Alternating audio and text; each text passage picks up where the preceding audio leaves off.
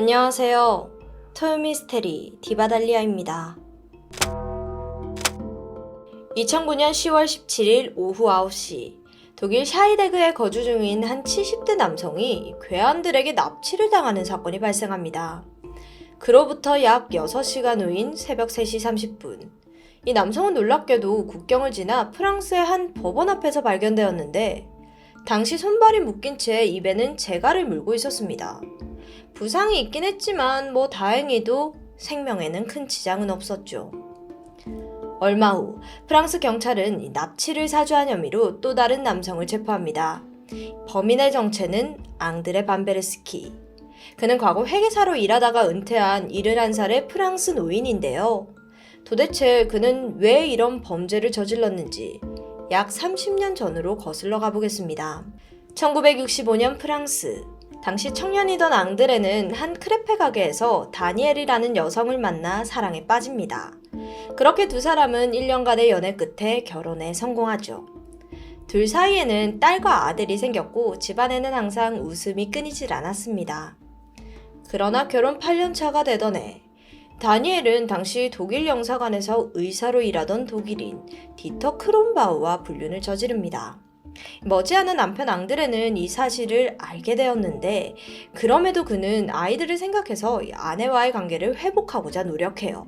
하지만 아내의 마음을 돌리기에는 역부족이었고 결국 앙드레는 다니엘과 이혼을 하게 됩니다.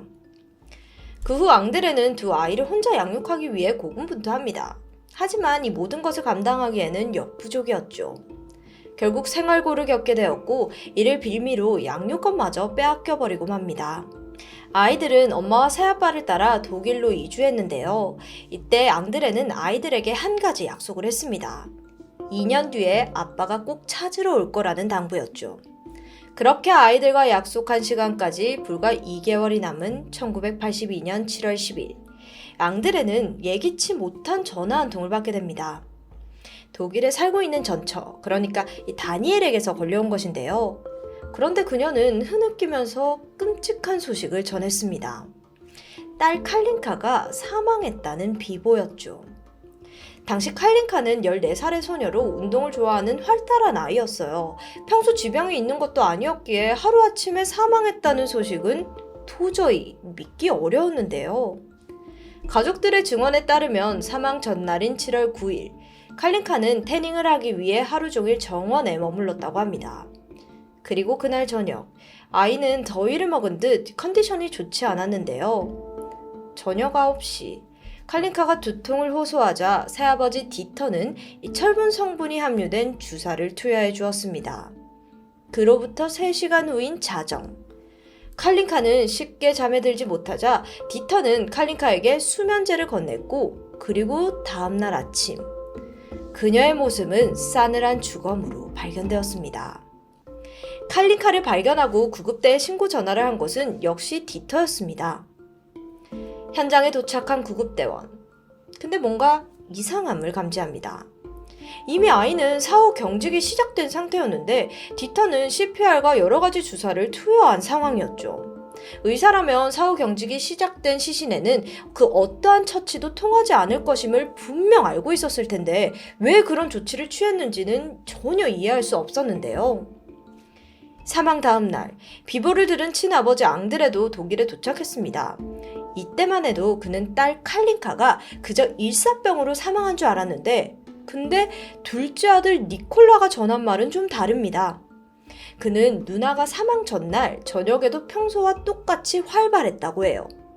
이 말을 들은 앙드레는 딸의 죽음에 의문을 품기 시작했죠. 사건 발생 이틀 후 칼린카의 부검이 진행되었습니다.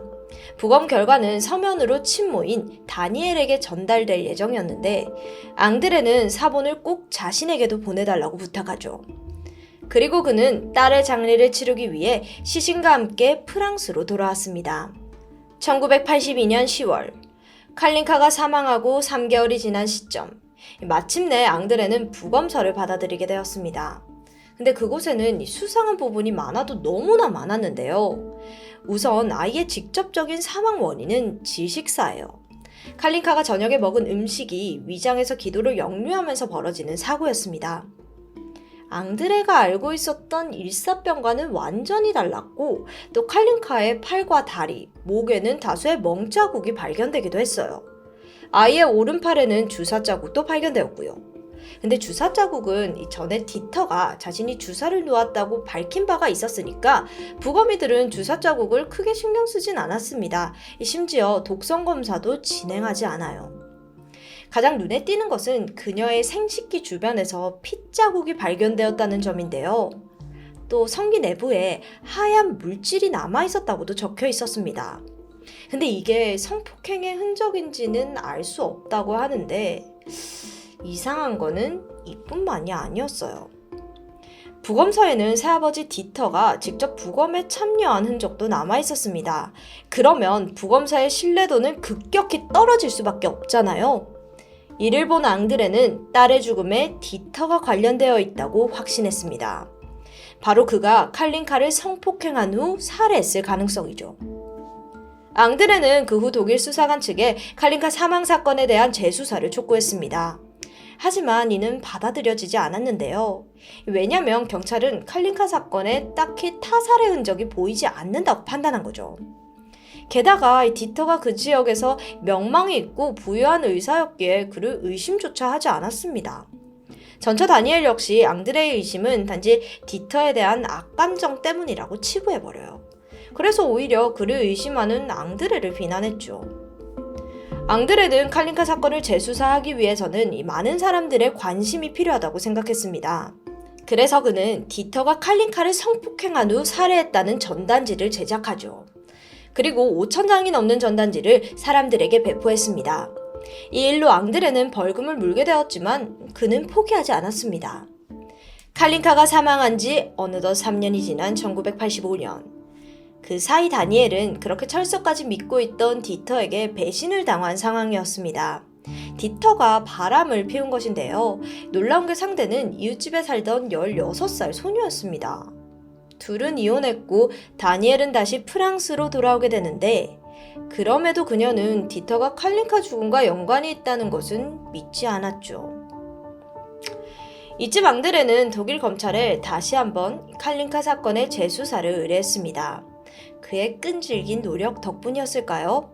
결국 독일 검찰은 칼린카의 재부검을 허락하죠. 그렇게 아이의 시신을 발굴했을 때 충격적인 사실이 드러났습니다. 칼린카 시신에 생식기를 포함한 신장과 직장이 모두 사라져 있었던 겁니다. 이에 앙드레는 누군가 일부러 칼린카의 장기를 빼돌려 증거를 인멸했다고 생각했죠. 근데 이것도 어디까지나 추측이잖아요. 그래서 앙드레의 생각을 증명할 방법은 없었습니다. 성폭행 유무를 판단할 주요 부위가 모두 사라진 상태니까요. 1987년 디터는 칼린카 사망에 대해 끝내 증거불충분으로 무죄 판결을 받았습니다. 그럼에도 앙드레는 포기할 수 없었습니다. 근데 다행히 숨진 칼린카는 프랑스 시민권을 갖고 있었잖아요. 그래서 그녀의 죽음을 프랑스에서도 수사할 권리가 있었죠. 앙드레는 변호사를 선임해 딸의 죽음을 본격적으로 파헤치기 시작했습니다. 이 과정에서 프랑스 측은 수차례 디터에게 소환 조사를 요구했지만 디터는 모두 거부했고요. 1988년 칼린카가 사망한 지 6년이 지난 어느 날 앙드레에게 희소식이 전해졌습니다. 프랑스 법의학자 3명이 조사한 결과 칼린카에게서는 타살의 흔적이 보인다는 의견이 등장한 것인데요. 그들은 칼린카가 사망 당시 과도하게 주입된 철분제로 인해 호흡곤란과 쇼크가 왔다고 판단했습니다.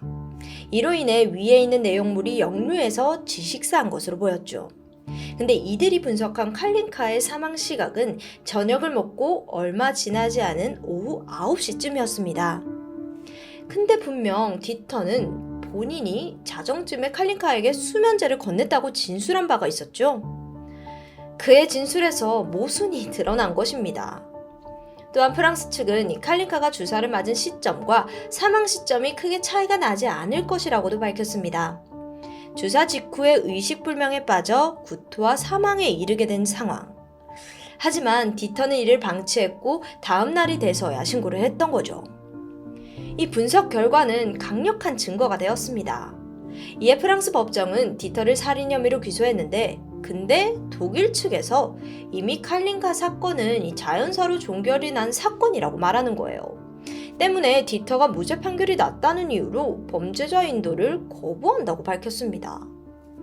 칼린카가 사망한 지 약 14년이 흐른 1995년 3월 9일, 결국 프랑스에서는 칼린카 사망 사건에 대해 불출석 재판을 진행했습니다.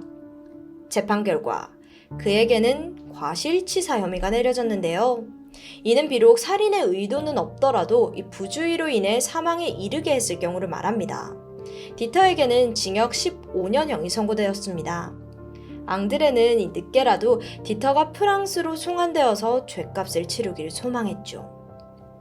하지만 그의 바람과는 달리 프랑스 법무부는 디터에 대한 국제영장을 발부하지 않은 거예요. 당시 정치적 상황을 고려했을 때 프랑스가 독일 정부와 대립하지 않기 위한 결정으로 보이는데요. 이에 앙드레는 얼마나 실망했겠습니까? 한편 1997년 3월, 디터가 자신의 환자를 성폭행한 혐의로 독일에서 기소되었습니다. 근데 환자가 이번에도 16살밖에 되지 않은 어린 소녀였는데요. 디터는 소녀에게 약물을 투여해서 저항하지 못하게 만든 후 성폭행을 저질렀습니다. 재판 과정에서 이 소녀를 제외하고도 5명의 추가적인 피해자가 밝혀졌는데 모두 증거 불충분으로 인해 한 건의 성폭행만 인정받게 되었죠. 근데 디터는 자신의 범죄에 대해서 아무런 죄책감을 느끼지 않습니다. 그는 오히려 피해자를 조롱하기까지 했는데요. 고대 로마에서는 침묵은 동의와 같다는 말이 있다. 소녀가 아무리 약물에 취해서도 저항하지 않았으니까 동의한 거나 다름없다. 아니 이게 지금 무슨 말인가요? 이후 재판에서 디터는 고작 2년의 집행유예만 선고받았습니다. 당연히 사람들은 이 디터의 형량에 반발했죠. 독일 전 지역에서 시위가 일어났고 2천여 명이 넘는 사람들이 그의 의사면허 취소를 촉구하는 탄원서를 제출했습니다. 결국 독일 법원은 이 디터의 의사면허를 취소하면서 여론을 잠재웠는데 그러나 디터는 아랑곳하지 않습니다. 그는 이전에 만들어둔 면허증 사본을 이용해서 독일에서 계속해서 의사로서 일을 했습니다. 이러한 행각은 무려 10년이 지난 2007년에야 밝혀지게 되었고 그는 공문서 위조 혐의, 추가로 2건의 성폭행 혐의로 기소되었습니다. 근데 이 2건의 사건과 칼린카 사건에는 공통점이 존재했는데요. 바로 철분주사. 이 두 피해자 모두 디터가 권유한 철분주사를 맞은 후 몸에 마비가 왔고 이후 성폭행을 당했다고 진술했죠. 디터는 해당 사건들로 징역 28개월형을 선고받았습니다. 28년이 아니고 28개월이요. 근데 그마저도 고작 11개월 만에 가석방으로 출소했는데요. 앙드레는 디터의 이런 소식을 모두 지켜보고 있었습니다. 이미 딸이 사망한 지 25년이 지난 그는 70대 노인이 되어 있었죠. 하지만 계속해서 디터에 대한 자료를 모았습니다. 심지어 디터가 이사를 갈 때마다 그 집 주소를 알아내는 집념을 보이기도 했고요. 칼린카 사건의 공소시효는 2012년에 만료될 예정이었습니다.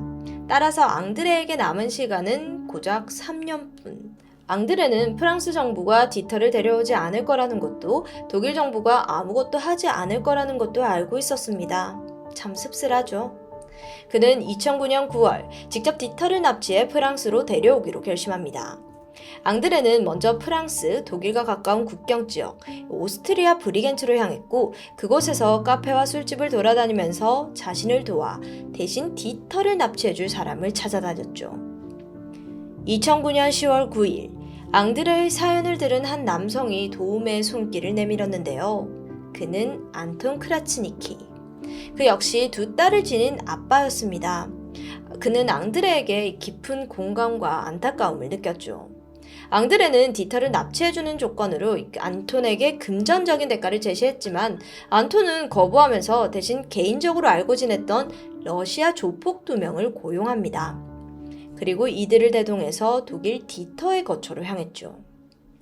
2009년 10월 17일 저녁 9시 일당은 디터의 집에 미리 잠복해 있다가 잠시 후 디터가 집에 들어오는 모습을 보고 디터를 덮쳐 제압했습니다.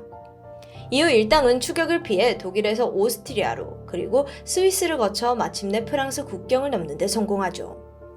이후 그들은 프랑스의 한 법원 근처에서 디터를 묶어두었고 경찰에 익명의 신고 전화를 걸며 범죄자가 있으니 데려가라는 말을 남겼습니다. 그렇게 마침내 디터는 프랑스 경찰의 손에 들어가게 되었죠. 근데 이 과정에서 이들은 실수를 하는데요. 안톤이 앙드레의 이름이 적힌 전화 청구서를 흘리게 돼요. 결국 디터의 집 근처에서 전화 청구서가 발견되면서 앙드레는 납치 사주 혐의로 체포되었습니다. 직접 범행을 저지른 안톤 또한 체포되었는데요. 두 사람은 자신들의 혐의를 모두 인정하면서 후회하지 않는다는 말을 남기기도 했죠. 덧붙여서 자신들이 감옥에 가는 것보다 우리는 디터의 심판을 받는 게 더 중요하다고 말했습니다. 한편 프랑스 법원은 마침내 디터를 칼린카 살인 혐의로 기소해 법정에 세울 수 있었습니다. 그 과정에서 앙드레의 사연이 알려지면서 모든 시민들은 진짜 분노를 했는데요. 정의로운 아버지를 처벌해서는 안 되며 디터에게는 법의 심판이 내려져야 한다는 시위가 이어졌어요. 독일은 디터를 자국으로 보내줄 것을 요구했지만 프랑스는 이를 거부합니다. 2011년 10월 22일 칼린카가 사망한 지 29년째가 되던 해 마침내 디터는 칼린카 과실치사 혐의로 유죄 판결을 받았습니다. 그리고 15년형을 선고받았죠. 드디어 이제 정의가 실현되는 순간인데요. 근데 2020년 2월 디터는 건강상의 이유로 석방되었고 그해 9월 12일 심장병으로 사망했습니다. 디터의 성폭행에 대한 제보는 이후로도 이어져 현재까지 밝혀진 피해자만 16명에 이릅니다. 앙드레는 납치를 사주한 혐의로 집행유예, 안톤은 징역 1년형을 선고받았습니다. 안톤은 한 인터뷰를 통해 자신이 앙드레를 도운 것에 대해서 너무나도 자랑스럽다고 밝혔는데요. 앙드레 또한 자신이 마지막 싸움을 하늘에 있는 딸에게 바친다고 했습니다. 오늘 이야기는 한편의 영화 스토리 같죠? 딸의 죽음에 대한 진실을 밝히고 살인자를 처벌하기 위해 27년간 고군분투한 아버지. 혼자 고생했을 앙드레를 보면서 참 마음이 아프면서도 감동적인 이야기라 느꼈습니다. 이상 앙드레 밤베르스키의 이야기였습니다. 지금까지 토요미스테리 디바달리아였습니다.